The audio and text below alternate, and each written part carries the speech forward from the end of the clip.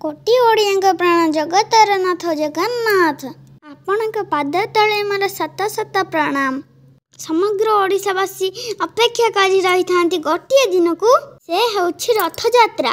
आज ओडिशावासी मानकर खुशी फेरी रथ टाणिबे आउ जगह मन भली दर्शन करिवे।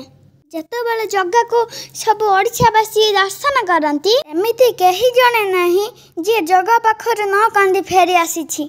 ए हला भावर लुह ओडिशावासी जगह पाई भावबहुल हो जाती।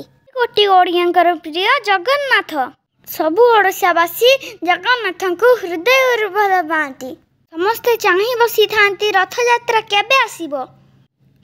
भक्त साल बेगंग पाई रथ आग को गड़ी नथिला। भक्त झलिया कबीर जगन्नाथंकर परम भक्त। दासिया बाहुरी जगन्नाथंकर आउ एक भक्त। भक्त बलराम दास बंधु महांती भक्त मनई साहू आहुरी अनेक ना अच्छी। जय जगन्नाथ स्वामी नयन पथगामी भव तुम्हें। जय जगन्नाथ।